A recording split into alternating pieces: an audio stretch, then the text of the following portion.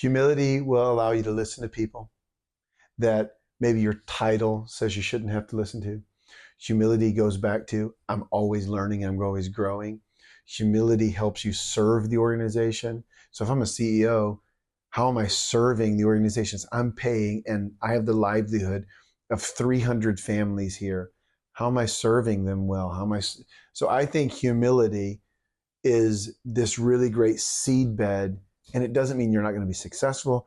It doesn't mean you're not going to be accomplished. Greetings, fellow legacy changers. It's your main man, T-Rev, and it's time to connect good so we can collect good. This is Legacy Connect. So let's go, let's grow. To be what you meant to be, it's never too late. That time link won't challenge me when All right, this is a different one. And if you can pull off about what I'm about to talk about with this fine young man right here, you can excel, accomplish, and really connect with anyone.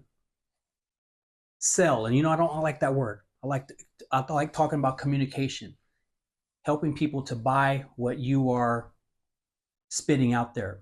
So what I'm getting at is the toughest thing in life is to sell someone on the belief in their self, that they can be better, that they can change.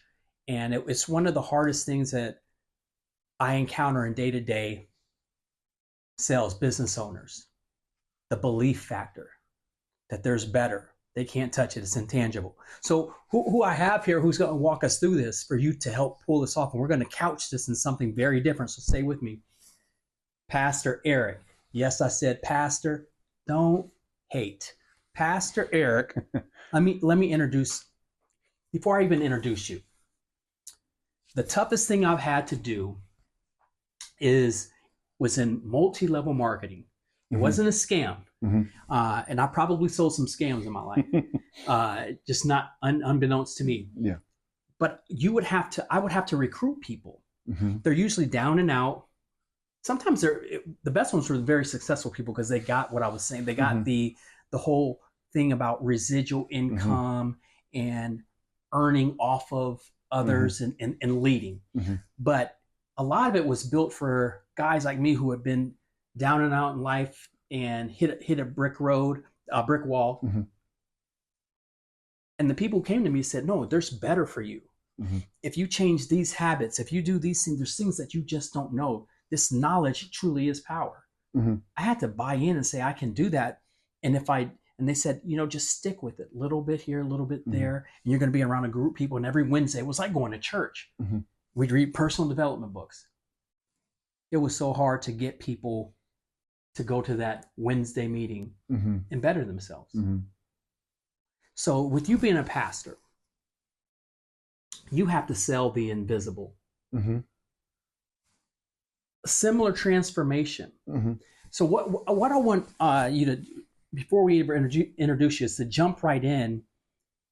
Do you have any type of system? And I don't want to scare other faith-based people off, but is there a system in when you go and speak to people, whether you're evangelizing, you meet someone in a coffee shop or on the streets, or you're on the pulpit and there's new people at your church and you're saying your life can be better, you can grow, you can have peace. Mm-hmm. Is there a system involved in that? Is there a certain approach that you take, or is it very different for every encounter?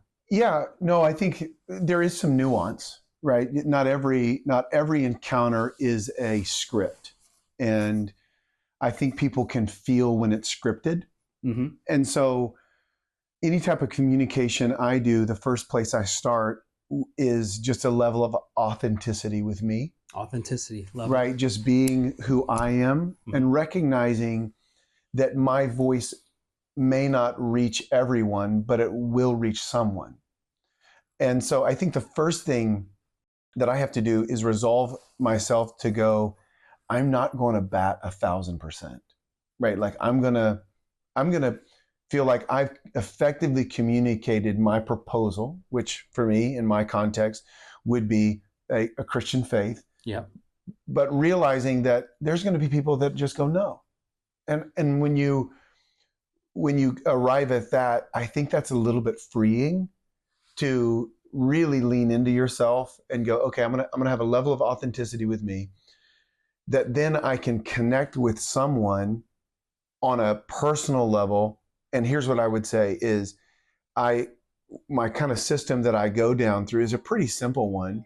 Let's just take my context. Again, it's not a corporate context, it's not a sales context, but it's a Christian spiritual context. Everybody, please like, subscribe. I heard someone say you shouldn't ask, you shouldn't beg. Hey, you ask not, you have not. Closed mouths don't get fed. I'm here asking you what this does. It just helps a lot more people see it, and it's for your benefit and it's for my benefit. Let's all win together. I start with scripture, which would be, let's say, a product. Okay. or what we're trying to communicate. Maybe it's a course, maybe it's a, whatever it is you're trying to connect with people. I start with, okay, here's what I have. And then I try to attach that to go, okay, what challenges or tensions or problems are you facing in your life that actually this will help you solve and arrive at? So the problem is too many people, they go straight to the solution without really spending time in the tension. Yeah. So, hey, I want to give you this Christian principle. Here's what God talks about X. Here is what your life will look like if you don't follow what I think would be God's perspective on things. Let's just take a simple one. Hey, let's love our neighbor. Yep. If I don't love my neighbor, what problems arise from that? If I have a life or a perspective that I don't really care about anybody, I just care about myself. I have a very selfish mindset, very selfish, and I will tease on that. So you have to chase that all the way to the end so that it creates a little bit of like, oh, I do see how if I don't make this change, where it ends. Ooh. And that's when I bring in the solution. So the problem is if you bring the solution too quickly without creating an appetite for the solution, people won't listen to it. They won't engage it. And so I think where there are similarities is if I'm trying to connect with a business or an individual, I want to really explore before I even get to whatever it is I'm bringing as a solution, going, here's the challenges you're going to face if this is not dealt with or if this is not solved. And when you build that out and then you attach it to the solution, their minds and hearts are a little bit more open. Yeah. Now, you're still going to get people that go, nah, that's okay. That's okay. Yeah. That's where I think there's a level of authenticity and then real world stories, whether it's my own or it's from people that I have helped who have been in a similar situation that they've been in. And here's how when they've applied X principle or X product to their life, here's the change that's happened. That's powerful. You know what? You mentioned several things. Authenticity was one of the first things you said.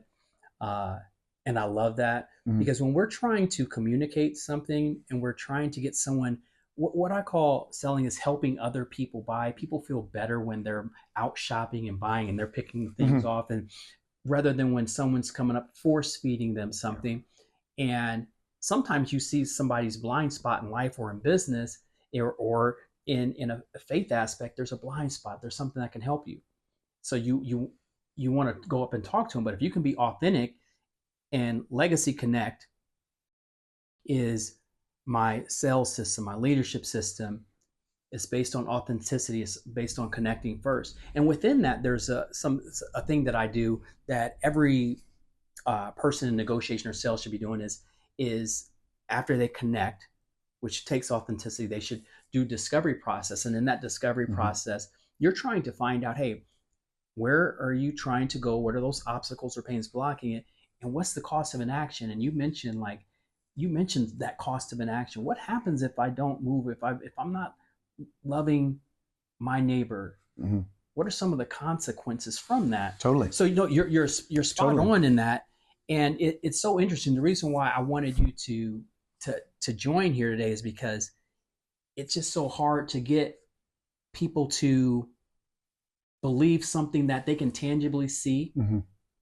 that there's been proof of. Mm-hmm. Man, getting someone to buy into, and the reason why we use that word buy into, because you can go talk to someone, Pastor Eric, and they could be like, I just don't buy it. I don't buy that. There's even a heaven Mm-hmm. out there. Totally. I don't buy it, man. And Yeah. just like, thanks for being nice. And, Mm-hmm. and man, and there's a lot of things that you have to tell them for their benefit. Hey, I wish they would buy what I'm talking Right. about for their benefit. But that just lays the groundwork. And I want you guys to understand that you can pull some of those jewels and gems out in your business. There's principles in talking with people. There's principle. I undergird a lot of what I do. Loving your neighbor, putting people before you, humility, being others focused. Right. That's all in my system, because it's a principle. Totally. Instead of a gimmick. Go ahead. So again, for your listeners who aren't faith-based, that's totally cool. But in the scripture, Jesus says, I've come to serve, not to be served. Boom. So I've had multiple interactions in a sales experience where I can tell the difference where someone is truly just trying to help me. Yeah.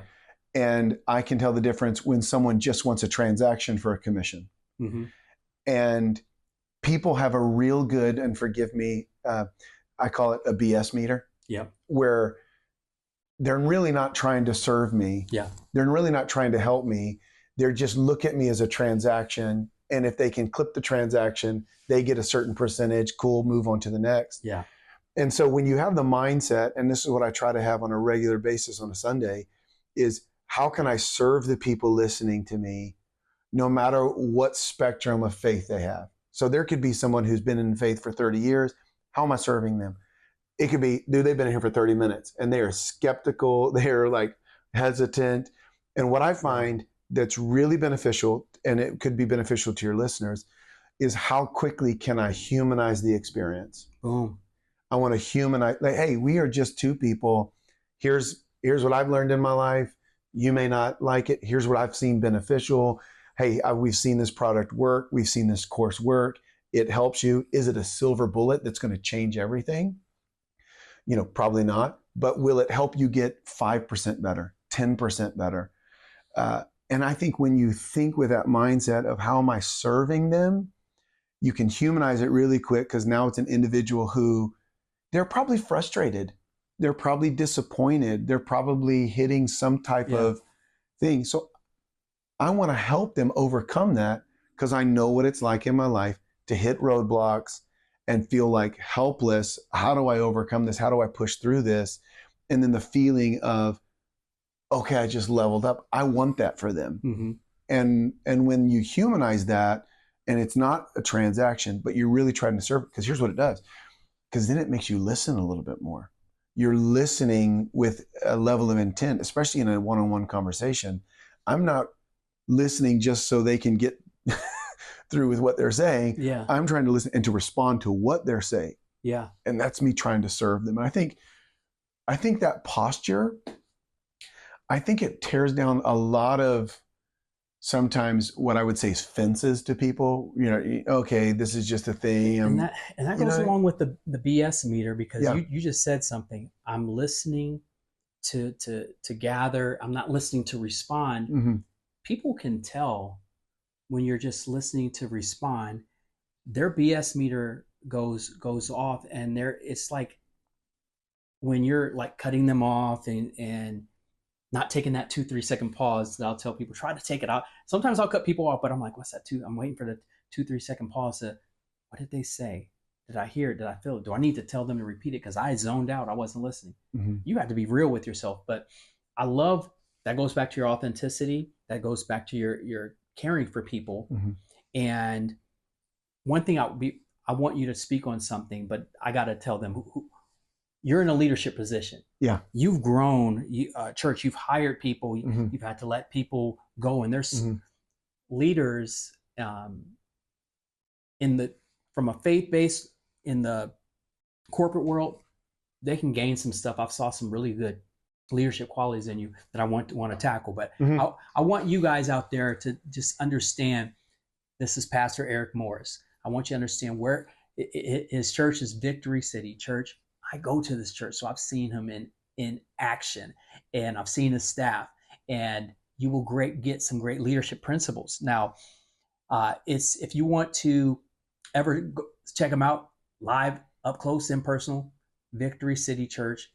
It's here in Pflugerville, Texas, and you can see them on Facebook, Instagram, YouTube at eric.morris at Victory City.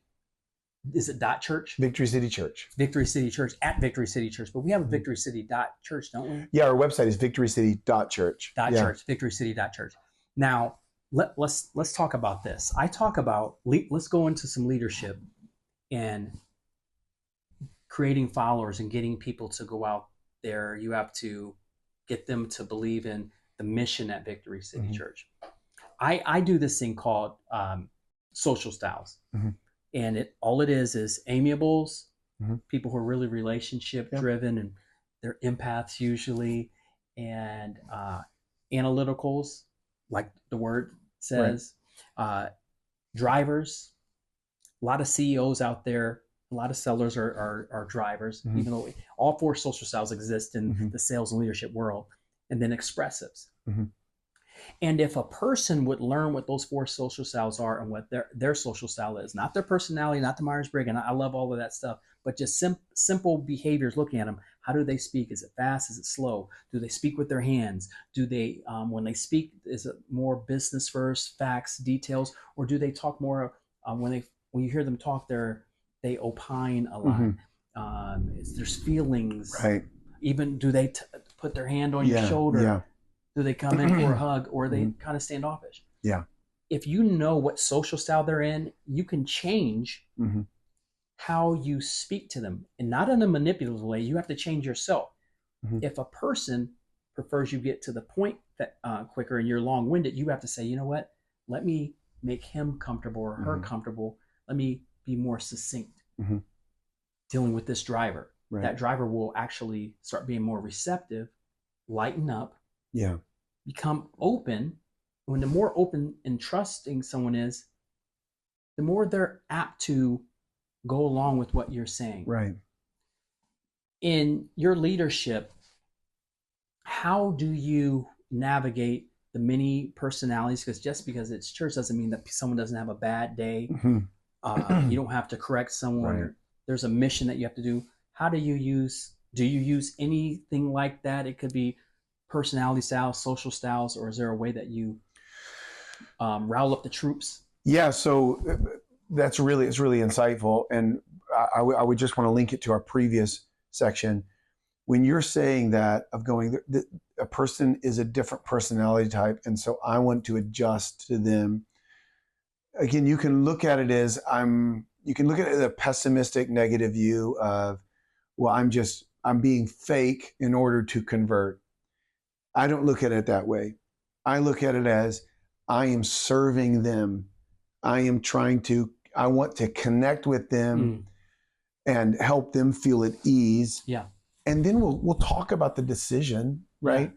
But I'm serving them with my staff. And I would say this, one of the keys to leadership is really investing in yourself and learning yourself. Boom. Like if you do not invest in yourself to grow your skills, grow your awareness of who you're, because here's the deal, we're all uniquely designed. Yeah. You're different than me because I believe we have a creator who made us uniquely. Now, you may not believe that. There's still uniqueness within every individual.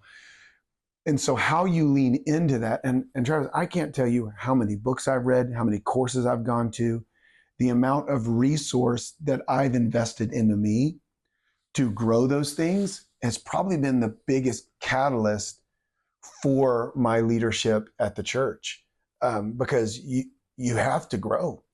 Whether it's just a self-help book or a book written by a Christian, what's a couple of go-to books that you would say, hey, this was revolutionary for me? Yeah, so anything Patrick Lencioni.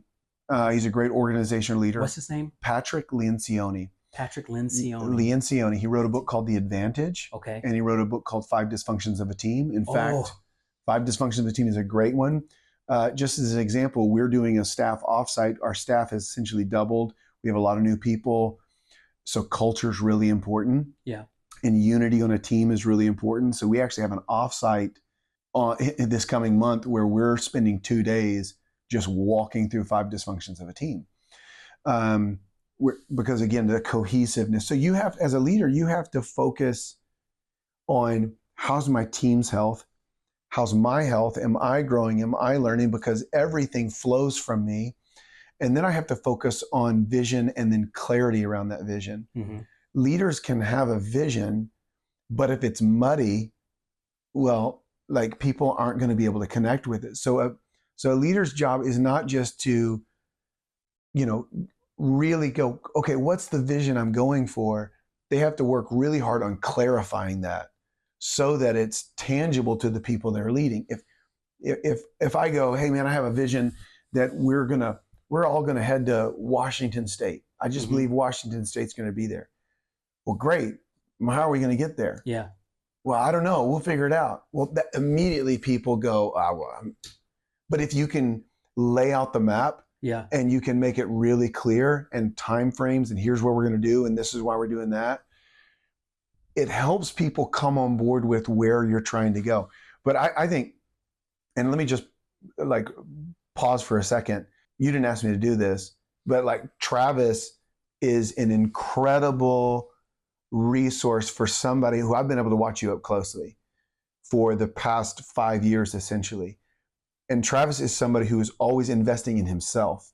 Thanks. You're always growing. Even though you've been at the top of your game, you haven't stopped growing, learning. I mean, you've told me, I'm going to this event, I'm going to this coaching, I'm going to this seminar. Yeah. Because I think that's the thing that separates a lot of people is like you can grow, okay, I'm gonna grow for 6 months. You get a little bit and you're like, I'm good now. But man, it's the posture of I'm always learning. I'm always growing. I'm always hungry to learn about myself, where I can improve, where I can clarify, and so I think what that really does is show, okay, I want to follow that. Yeah. I want to follow someone who is always learning. Mm-hmm. I don't necessarily want to follow someone that just always has it all figured out, because let's be honest. Nobody has everything figured out. And we're afraid. Some people give that off, and maybe we follow them. But I'll tell you this, and tell me if you've had this moment. Just being in music, being in ministry, being in the corporate world, even rising up the ranks. I've had some people put me down and say some things, and it when I say file, that means if something goes in the file cabinet, it stays there. It didn't go on the floor where you put it in the trash. I filed it. Yeah. And then I will get imposter syndrome. Mm-hmm. Here I am trying to be this leader, have an SVB title, try to, whatever it is. Even like, I even led worship. I'm like, you know what? I sang and got a record deal, but I never thought that I had like this amazing voice. Have you ever had this as you have consistently over 1,000 people come see you, and you go out and you go preach at other places? Have you ever dealt with any imposter syndrome, insecurities as a leader, or just? Totally. I mean, I think that is part of the human experience, and to deny or ignore it, I think is dangerous. What you have to do is just, what I would say is explore it. Why am I feeling this? Okay. Is it because I know that there are still inadequacies or spaces of my life where I am trying to grow? That does not mean that I'm totally a work in process, or progress. Yeah. Thank you for filling that in. You would think I communicate for a living. Just because I'm a work in progress does not mean that I still don't have valuable things to offer people. And so I have to recognize I'm still learning, I'm still growing. And so if there's spaces in my life where I'm going, and I don't know how to get, and I've been in rooms. I'm not going to do that here. I've been in rooms where I go, I do not belong in this room. Yeah. And in that moment, I have to ask myself, why am I saying that? Now, if I'm going to go on a spiritual level, and I don't like, Go ahead. if I go on a spiritual level, People can grow from, people should be picking up nuggets from every right. A lot of times, and this is, and I have a board, and I just had a board meeting.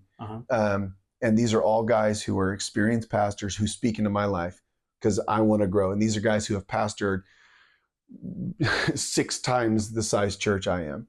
And I'm having a conversation with them. And one of these board members who's in his 60s pauses me and he goes, Eric, you have an orphan spirit. And it was hard.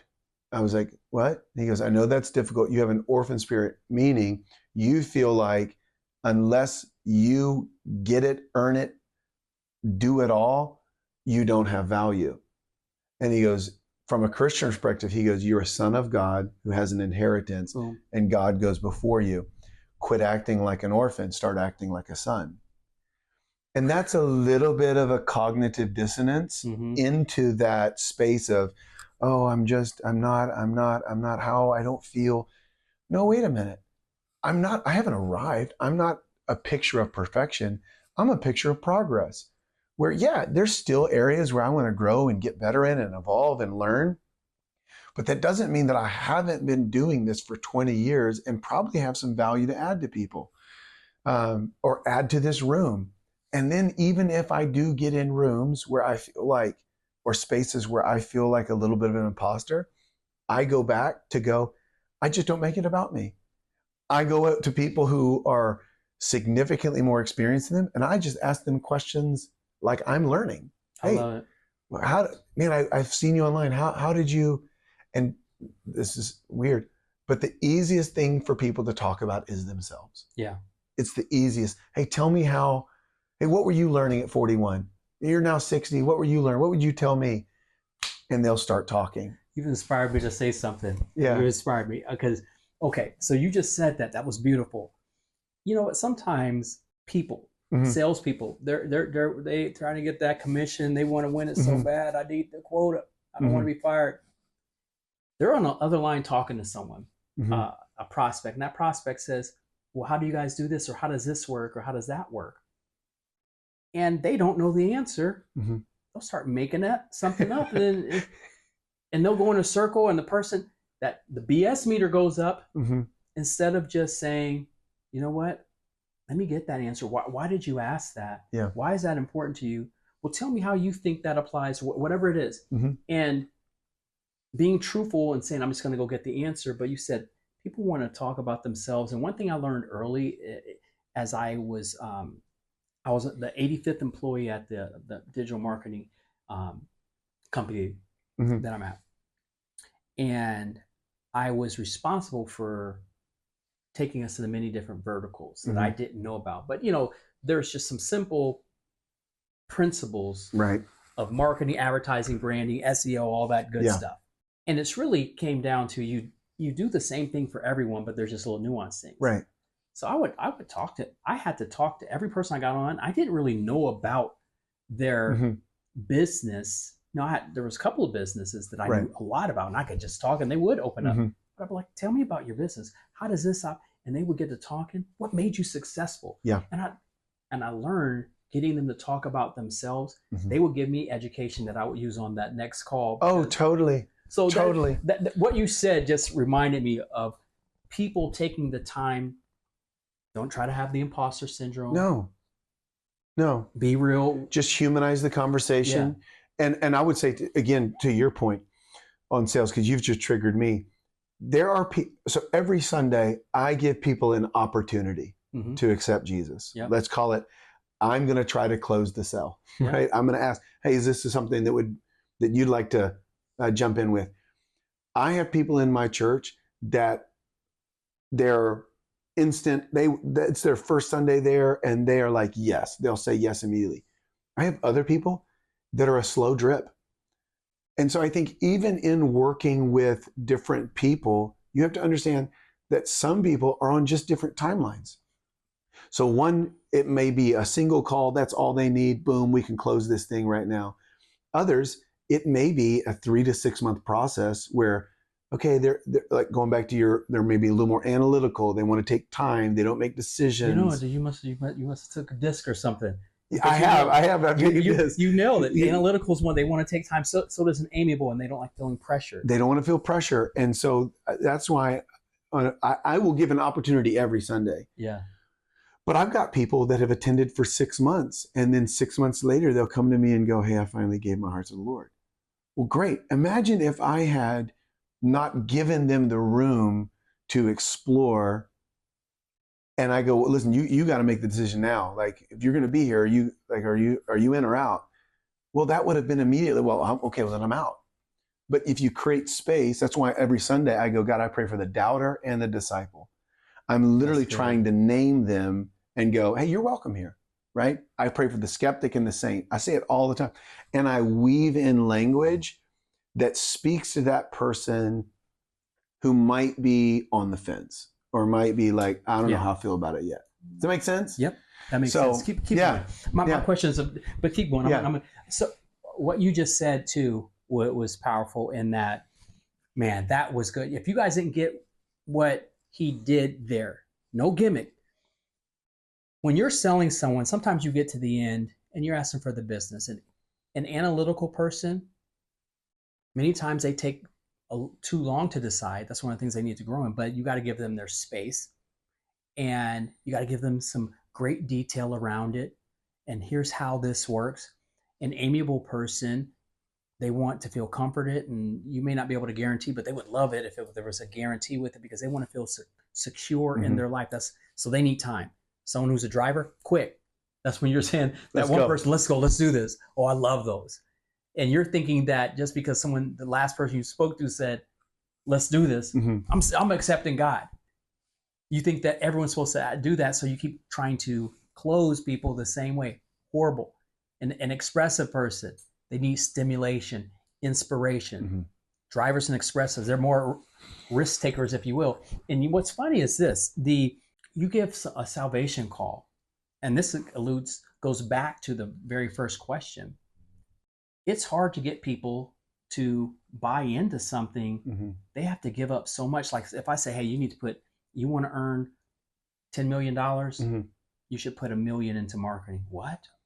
I'm all word of mouth, and I've done this, and I have to coach them. No, this is what will happen. There's a return on that investment. You have to get up there and ask people, hey, when you change, when you give your life to Christ, you know what they're saying? You mean I have to give up all these things? I can't be perfect. I can't. That's why it's so hard. That's why I call it the hardest sell ever. Is what pastors have to get up there and do, Sonny, because people, man, me, and I've got a very bad habit that I love.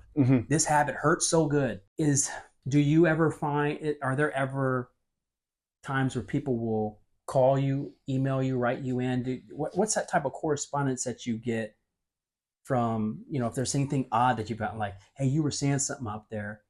Oh yeah. And I just don't. Yeah. It's hogwash. That's happened multiple times. And you have to be okay with it. I have people who are inquisitive. I think the thing with me, and this is where I would, where it does take a left turn a little bit, or a right turn from typical sales. Coming to Christ is revelatory. I believe that there's this thing, we have the Holy Spirit, and the Holy Spirit moves on people's hearts and leads them.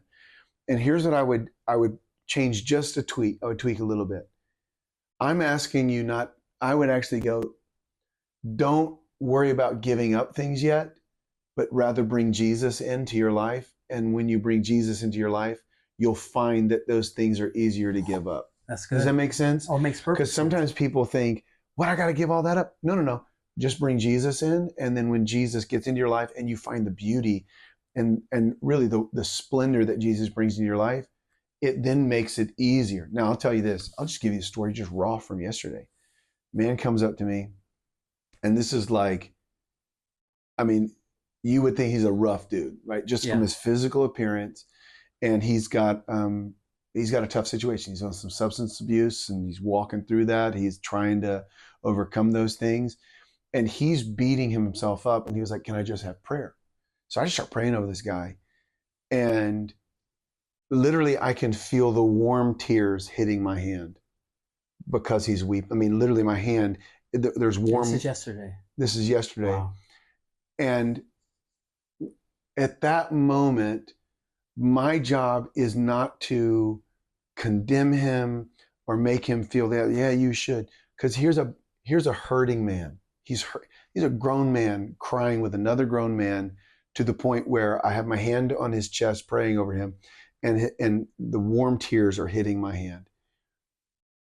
At that point for me, I'm not trying to make any corrective suggestion into that moment. I'm just trying to encourage him and go, and it's true, God loves you more than any other person right now. And I know you're hurting, and I know what's going on is difficult.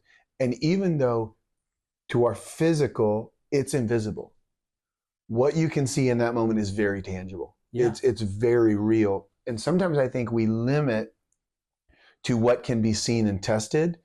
And there are the intangibles that are very real, but they might not be able to be measured on an Excel sheet. Yeah. And I think in every human encounter, that's an extreme case, but in every human encounter, you're still suggesting something that is invisible to them. Invest $1 million and we're going to get you $10 million. And I have a proven track record to see that 10 million is still invisible. Yeah. It's not there yet, right? You know? And and I'm glad you went into that, because you took time Mm-hmm. to coach, to explain. Yeah. I teach people when there's someone on the opposite end of that Zoom, or their face, whatever it is, I think 90% of that sell is connecting. It can cover up, it can make up for a lot of the nuanced facts, details. We all want that, and we're in a data-driven society. I have to preach, teach that, and it tells us a bunch of cool things. It does. We use it.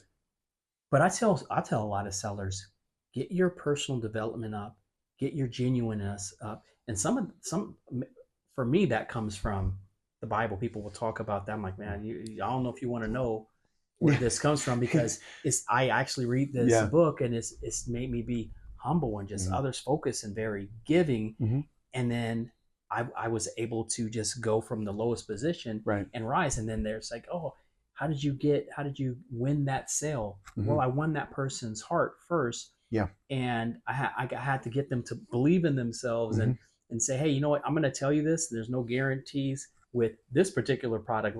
Right. But you have to there's going to be a level of faith that you have to take in this. There's a risk. There's a risk every time. Yeah.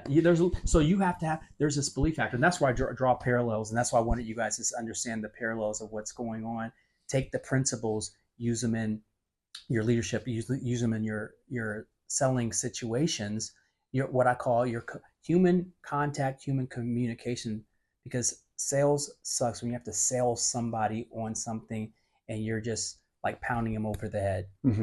That does. And you give people time on that pulpit. You said whether it's 6 months, you keep on loving them, and that's a risk. That's a rare tactic. I talked to a Harvard sales instructor the other day.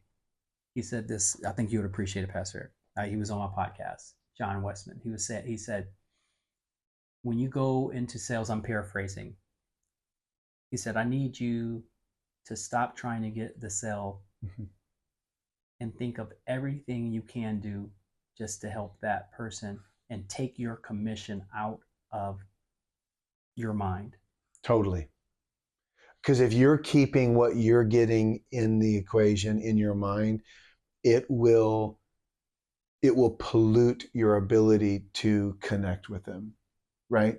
If I'm thinking, man, this is if I land this, right, and it's going to be X, and then you're already spending what you're, and then all of a sudden it creates pressure in you to force, and they're going to feel that, and it goes back to the same thing.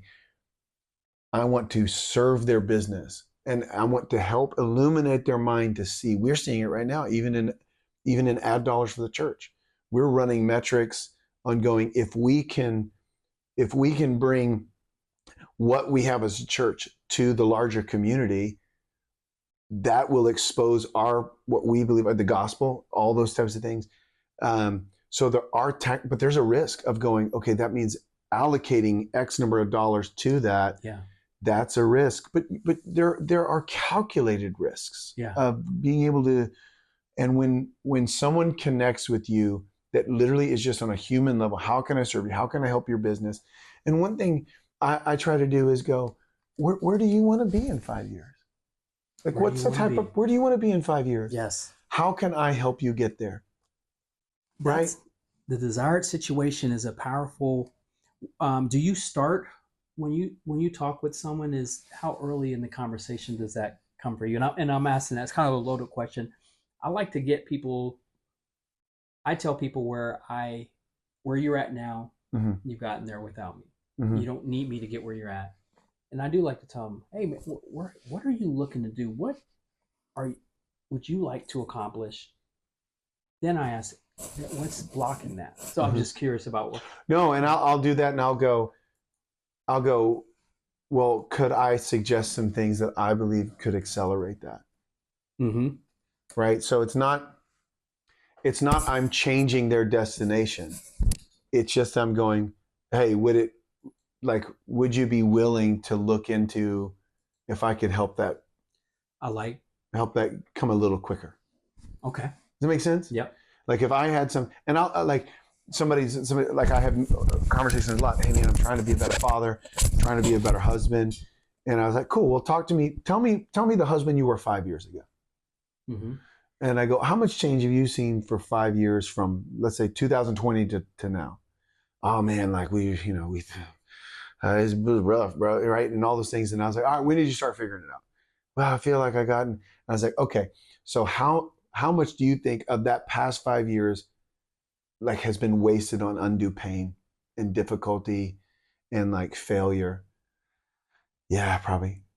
What would it look like if in the next 2 years I could help you not fall into traps and you were able to really grow as a husband? And if I laid something out for you and you trusted me, like would you want to go there?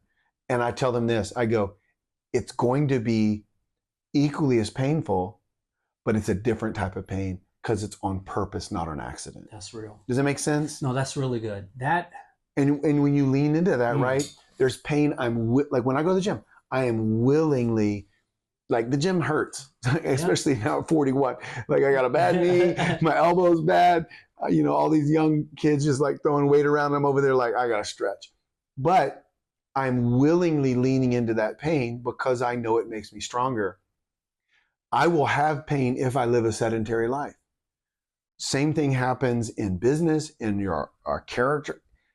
What pain am I willingly going to lean into because I know it will produce results? And you hit on, man, he got the gap in there. So when you're uncovering and doing your discovery, really, one, if you're not authentic, build that trust, people will give you surface levels answers. Like you can go up to someone like, hey, how's your life? They can know you're a pastor. I did it when I was like 19. I knew somebody was coming up to me and they were going to speak Jesus to me. And I know I wanted to go to the club. I wanted to get I said this, so I was getting surface level answers because I wasn't connected to the person. Yeah, I like God. I like church, Oh yeah. But at the same time, I'm like, I better listen.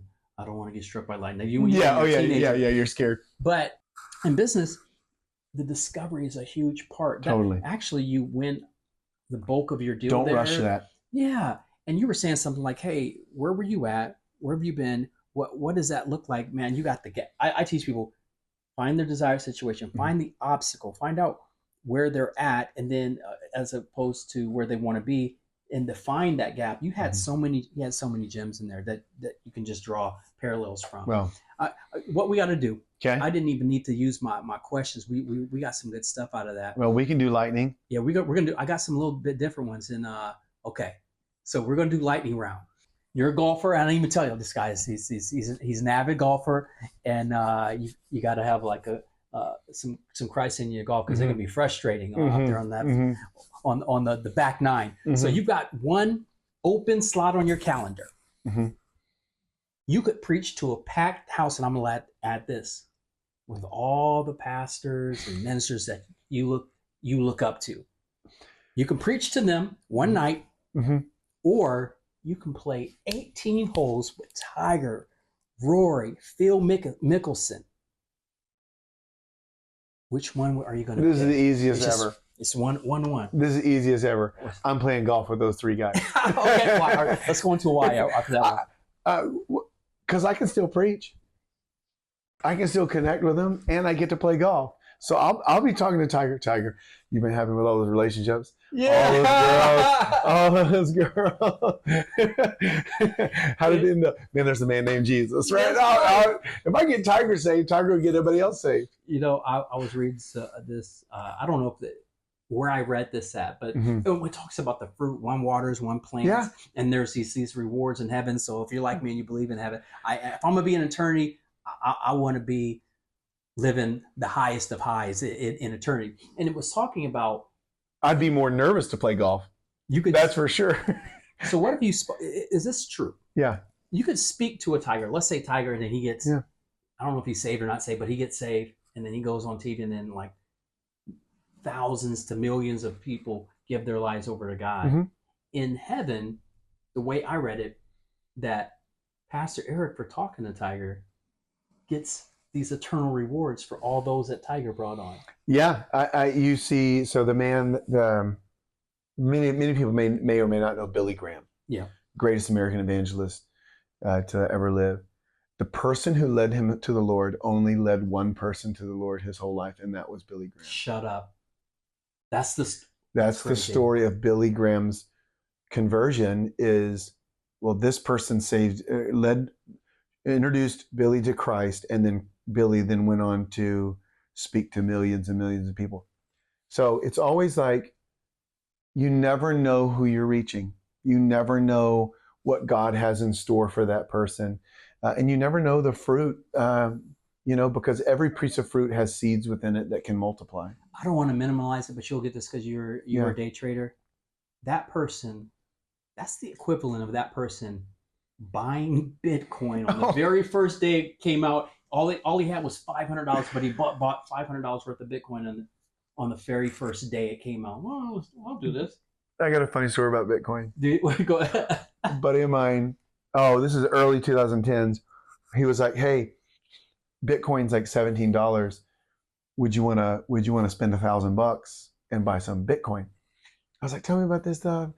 And he was like, "Well, it's digital currency." I started getting lost. I was like, "Bro, I don't know what like Monopoly money is it real?"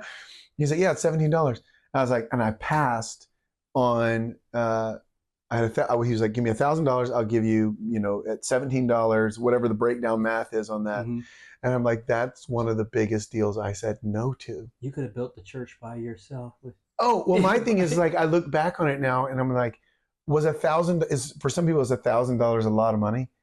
Yeah, in one moment, but also it's not. I mean, I spend $1,000 on Starbucks every year. Yes. And I'm like, even if it was nothing, why didn't I just take the risk? But I love that you're vulnerable like that. That's a funny story. Yeah. It's a horrific but funny story. Mm-hmm. Okay, think about the last text you sent. Okay. Think about it. I got to pull it up, right? That could double as a sermon title. And what's the last message you sent that would actually preach if we threw it on a Sunday screen? Any ones that come to mind? My last text is I said, "Dang, I thought we would have gotten more." I don't know. How would that preach? Dang, we could have gotten more. I'm trying to think. What? Boom. I think it could be we invest our lives into the world's way of doing things, mm-hmm. the faster route, mm-hmm. the shortcut in life. Mm-hmm. And it was a clear shortcut. Yeah. And you look up and someone said, "Hey, no, here's the road, let's travel." Mm-hmm. And you stand at the end of that day and say, "Dang, I could have thought we could have gotten more." And then you change it to your fastest way anywhere is always a slower rate. Well, again, from the kingdom principle, and this is in what you sow, you reap. So the more I sow, the more I reap. And I look at that, and that's not just financial. I mean, if I sow kindness into the world, I will reap kindness. If I sow encouragement, I believe that what you sow, you reap in your life. And so I think I would preach that. There you go. If I sowed more, I would have reaped more. Yeah. But so many times we think, I don't want to, That's you know what I mean? Even Mhm. even in a one-on-one, you have a thought, I should encourage them with this. I don't know, that might be weird. And I hold that yeah. back rather than spending 3 minutes just encouraging somebody. That You could have know, been I could have gotten more Billy Graham. because 5 years down the road when I'm in a tough situation and I need someone to encourage me, have I sown into that or not? I don't know. Yeah. That's good. Yeah. That's good. Okay. Boom. All right. Let's see. Let's get a little braggadocious. Let's go. Little Shador Sanders. Favorite Jesus moment in business. Have you ever had a moment in business or leadership where you thought, "Yep, Jesus would have handled it just like that"? I might drop that situation. Yeah.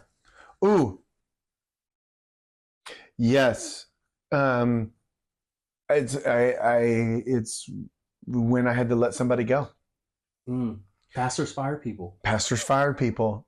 Do pastors get cussed out? Pastors get cussed out. All right.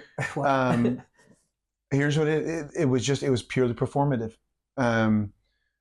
Great individual, loved Jesus, but it was a performative challenge that we had tried to help and give resources, and then it just got to the end where it was like, okay, this is going to be a real challenge.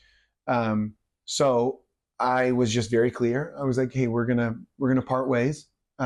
However, I'm going to give you 3 months severance for 18 months of work, which is pretty rare because I was like, I was generous to him, even though I had to have a difficult conversation. Yeah. And so I think with Christ was very clear. Like you see him, he didn't mince words. Yeah. Like, right. He was very clear, but also he's very kind and loving on the other side. Yeah. And so I feel like in that moment, I was like, I wasn't mean. I was very direct. I was like, hey, we are going to part ways. I'm appreciative of your time. Because I've learned that a long time ago. Just lead with it. Don't spend 45 minutes trying to get to like, well, just go, hey, we're gonna part ways, but here's what we're gonna do. Yeah. We're gonna give you a 3-month severance to be able, and because I think at that moment, all that really was required was like a week of severance, but I didn't want to do that. Yeah. I was like, no, we're gonna be generous. Yeah. To allow this person to find their next footing. So I felt like that was like, I felt like I was clear, but I was also kind. I don't know, maybe. No, and you know what? And that can be a Jesus moment. People came up to Jesus. Yeah. And I don't remember the one. I don't want to call it rejection, but they was like, "Oh, let me follow you." He's like, "No, you go." And one person he said, "You can follow me, but go." Yeah. He said, "Let the dead bury the dead," and because his father's dying. And there was all these excuses, but there was a couple people. He was like, "No." No, there was a man who was demon possessed. And he wanted to follow Jesus, but he goes, no, go back until you're home. Like basically Jesus telling him, no, your calling is your home. So he got the demons out of him. Restored the man, clothed them, healed them back together. And this man's like, I want to follow you, Jesus. And he goes, no, you go back and you tell what I've done in your life to your hometown. And so you can see Jesus is like, nah, but it didn't mean he didn't have a calling. It just meant that calling wasn't to be one of Jesus's 12. He was still his disciple, but in his hometown. Yeah. And he did it. And that guy going and doing that was a great work. And it was the best thing he could have done because Jesus was instructing. But I can't help but the human side of me. Like, I'm trying to hang I want to hang with Jesus, man. I'm trying to hang with the king. Which is interesting.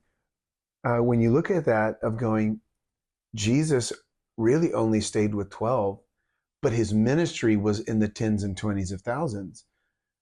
And so for me, even as a leader, I'm still looking at going, okay, I still have to have a personal investment into these people, no matter how big that gets. These are the people, because I'm still human. I cannot physically be connected in a deep way to 3,000 people. Yeah.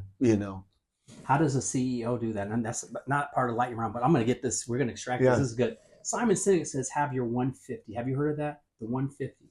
He said a person can really only connect in a legitimate way if you have a big organization to 150. Me and Marika were talking about this. Who's your 150? And then, because then you can, that 150 are close enough. Mhm. Now there's, and it gets layered, that they can actually have your heart as the leader. Because sometimes organizations grow. Mhm.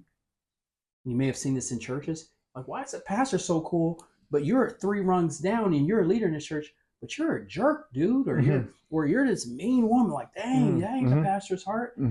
It's the vision, the culture gets away. How would you protect against that? Yeah. When you think about that 150 rule, I didn't know if you. Well, no, I mean, ultimately that is what it is. It's culture replication, and you want your organization to be so strong culturally that people like that stand out.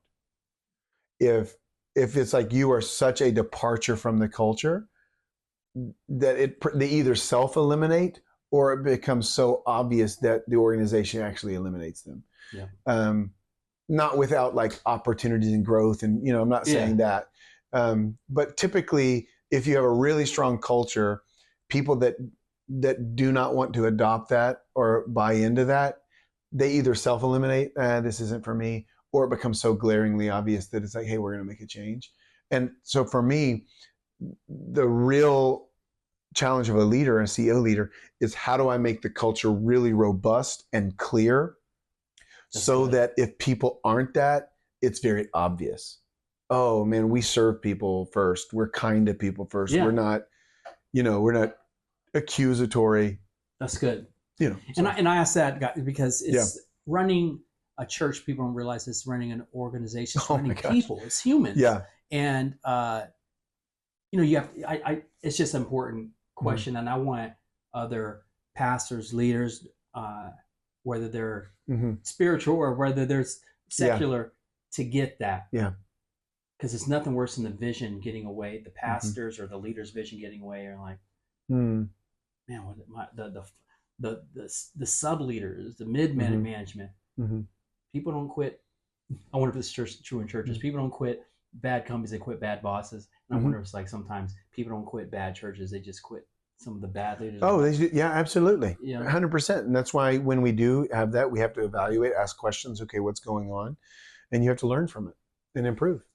That's interesting. There's so many dynamics with that, with you being a pastor. Okay. All right. Okay. Most underrated character trait in a leader, spiritual or corporate. It could be duality there. If you had to pick one fruit of the Spirit, so the fruits of the Spirit or character trait from the Bible that most leaders overlook but shouldn't, which one gets your vote? Humility. 100%. Humility will allow you to listen to people that maybe your title says you shouldn't have to listen to. Humility goes back to, I'm always learning, I'm always growing. Humility helps you serve the organization. So if I'm a CEO, how am I serving the organizations I'm paying, and I have the livelihood of 300 families here? How am I serving them well? So I think humility is this really great seed bed, and it doesn't mean you're not going to be successful. It doesn't mean you're not going to be accomplished. It just means that how you achieve that is doing so without just running over people, right? And just bulldozing, using people. Here's the crazy thing. I've worked at a church that treated me like a AA battery, that once the energy was done and I was drained, they just go find a new one. I know what it feels like to feel like a cog in a machine, not cared for, not listened to, all those types of things. So for me, it was like, that's never what I want. And it has to come from, I'm not that important. This is just the role I serve within the organization. Someone has to do it. So how do I lead and with kindness, with open ears, but also being courageous and being bold. And I think humility is the most underrated thing. Yeah. Most underrated thing. Jesus, King of Kings, humility was... Humility. When you say that one, that made me just think of that. Yep. Okay. If you had to preach a 1-minute sermon using only one word, what word would it be? Now, you can still say the word, but explain why. But you only get the one word as your sermon title, an entire message. I kind of feel like I just did with the humility thing, right? I humility. What's next? Humility. Right? So like, I think, again, if I were to say that Humility is not thinking less about yourself. It's just thinking about yourself less. It makes sense? Humility is, I'm not, oh my gosh, I'm a terrible person. I'm not thinking less about myself. I'm just thinking about myself less. So, it's not, I'm just woe is me. It's just when I'm in a conversation, I'm not thinking about me. I'm thinking about Travis. Yeah. Right? Because how can I listen to Travis? How can I understand him? How can I, in the back of my mind, be praying, God, what's something I can encourage Travis with? What's something I can do? If that's just a prayer, if that's just something, hey, here's my number if we want to grab coffee. That's what I would say humility is, right? And going back to, Jesus says, I've come to serve, not to be served. Jesus didn't think, I'm this terrible person, I'm horrible.